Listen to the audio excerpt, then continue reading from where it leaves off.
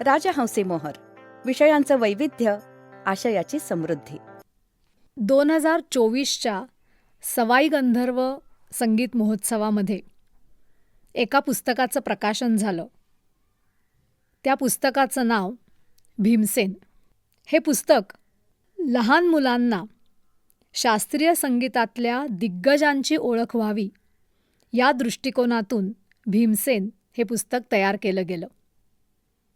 मंदार करंजकर आणि दाक्षायणी आठले यांनी या पुस्तकातला मजकूर इंग्रजीमध्ये लिहिला आणि डॉक्टर आरती रानडे यांनी हे पुस्तक मराठीमध्ये भाषांतर केलं. हे एक इलस्ट्रेशन बुक आहे.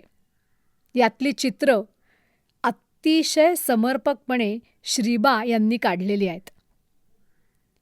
एकाच वेळी मराठी आणि इंग्लिश अशा 2 भाषांमध्ये एकाच पुस्तकात पंडित भीमसेन जोशी म्हणजेच भीमसेन यांची कथा इंग्रजीमध्ये आणि मराठीमध्ये समाविष्ट करण्यात आली आहे.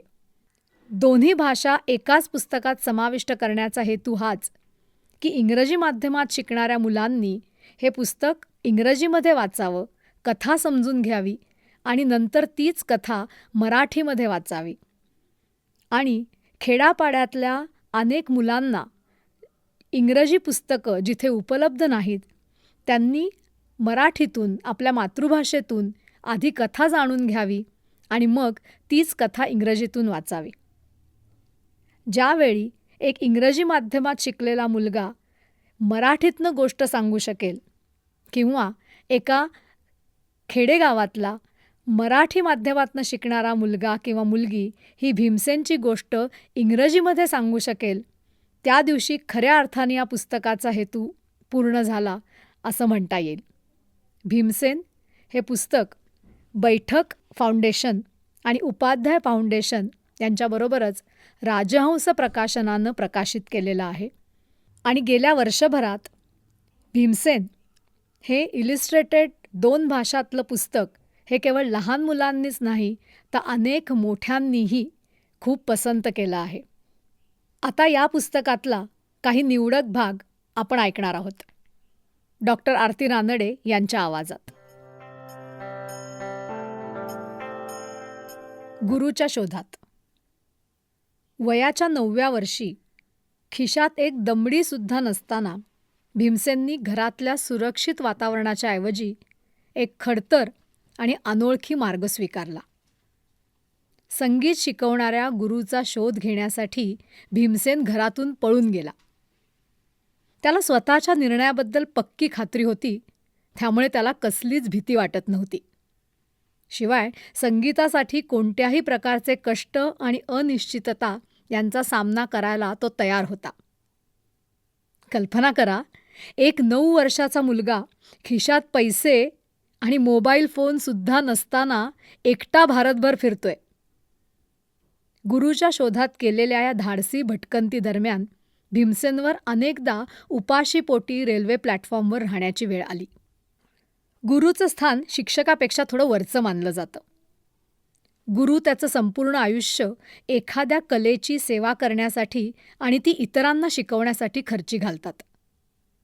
पूर्वीच्या काळातील बहुतांश उत्तम गुरु हे प्रसिद्धीपासून दूर असल्यामुळे त्यांना शोधणं थोडं अवघड होतं. भीमसेनचा गुरूचा शोध जवळपास 2 ते 3 वर्ष चालला. या सगळ्या कष्टाला सामोरं जाताना त्याला त्यातून काय मिळालं? आपण कल्पनाही करू शकणार नाही इतकं खूप मौलिक काही त्याला गवसलं. त्या काळी पुणे संस्कृतीचं माहेरघर म्हणून उदयाला येत होतं. अनेक दिग्गज वादक, गायक त्यांची लहान मोठी गावं सोडून पुण्यामध्ये राहायला आले होते. पुण्यामध्ये भीमसेनची ग्वाल्हेर घराण्याचे विख्यात गायक मास्टर कृष्णराव यांच्याशी भेट झाली. भीमसेननं त्यांना गाणं शिकवण्याची विनंती केली आणि मास्टर कृष्णराव यांनी ही विनंती मान्य देखील केली. परंतु भीमसेनला गाणं शिकवण्याची त्यांनी दरमहा 100 रुपये फी मागितली. भीमसेनजवळ रोजच्या जेवणा खाण्यापुरते देखील पैसे नव्हते. त्यामुळे फी भरून गाणं शिकणं ही तर अशक्यच गोष्ट होती. त्यामुळे पुणे सोडून भीमसेननं संगीत क्षेत्रातील उत्तम गायक आणि वादकांसाठी प्रसिद्ध असलेल्या ग्वाल्हेर शहरी जाण्याचा निर्णय घेतला. वेगवेगळ्या रेल्वे बदलत, प्रसंगी तिकीट कलेक्टरसाठी भजनं गात भीमसेन अखेर ग्वाल्हेरला पोचला. ग्वाल्हेरमध्ये त्याची भेट झाली सुप्रसिद्ध सरोद वादक उस्ताद हाफिज अली खान यांच्याशी. त्यांनी भीमसेनला मारवा आणि पुरिया हे 2 राग शिकवले. त्या काळी बहुतेक मोठ्या शहरांमध्ये संगीत विद्यालये असायची. या विद्यालयांमध्ये नामांकित वादक, गायक असे सगळे कलाकार नियमितपणे येऊन शिकवत असत.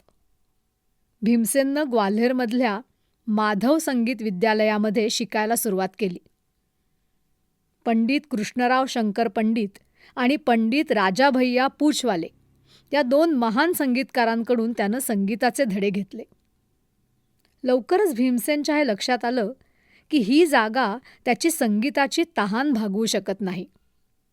कारण शिक्षक जरी उत्तम असले तरी ते एकावेळी अनेक विद्यार्थ्यांना शिकवत. इतर कोणत्याही कलेप्रमाणे भारतीय शास्त्रीय संगीत हे देखील एक शिक्षक एक विद्यार्थी याच पद्धतीनं सर्वाधिक उत्तम प्रमाणे शिकता येतं. त्यामुळे भीमसेननं ग्वाल्हेर सोडलं आणि तो बंगालमधील कलकत्ता या ठिकाणी गेला. तिथे त्याला संगीत शिकायची संधी मिळालीच, पण त्याचबरोबर भरपूर पैसा आणि प्रसिद्धी मिळवून देईल अशा एका सिनेमामध्ये काम करण्याची देखील संधी त्याच्याकडे चालून आली.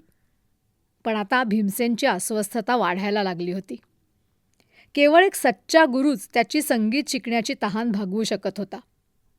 त्यांनी कलकत्ता सोडलं आणि तो जालंधरला आला. जालंधरमध्ये त्याला पंडित मंगतराम यांच्याकडे ध्रुपद गायकी शिकण्याची संधी मिळाली. भीमसेनची गायनाची बैठक पक्की होण्यासाठी या संधीचा त्याला खूप फायदा झाला. जालंधरमध्ये अजून एक चांगली गोष्ट होती, ती म्हणजे हरवल्लभ संगीत समारोह. त्या काळात भरवला जाणारा हा सगळ्यात मोठा संगीत महोत्सव जालंधरमध्ये होत असे. या ठिकाणी भीमसेनच्या आयुष्याला एक नवीन वळण मिळालं. या संगीत महोत्सवात त्याची पंडित विनायकराव पटवर्धन यांच्याशी भेट झाली आणि त्यांनी भीमसेनला गुरूकडे जाणारा मार्ग दाखवला. बेटा, असा इकडे तिकडे का भटकतोयस? तुला तुझा गुरु तुझ्या घराजवळच्याच कुंदगोळ गावात मिळेल. तिकडे जा आणि रामभाऊंना भेट. रामभाऊ कुंदगोळकर म्हणजेच किराणा घराण्याचे नामवंत गायक पंडित सवाई गंधर्व. भीमसेन घरी परतला. त्याचे वडील चिडले होते, पण त्याचबरोबर आपल्या मुलाचं संगीतावरचं अफाट प्रेम पाहून त्यांचं हृदय द्रवलं. लगेचच ते भीमसेनला सवाई गंधर्वांना भेटायला घेऊन गेले.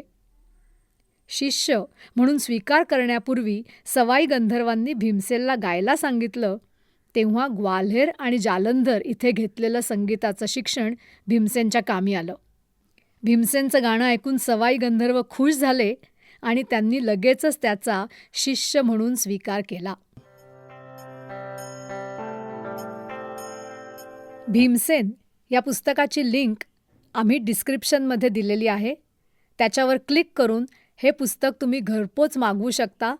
तुम्ही तुमच्या मुलांबरोबर बसून ते वाचू शकता आणि आवडलं तर इतरांना भेट देखील देऊ शकता.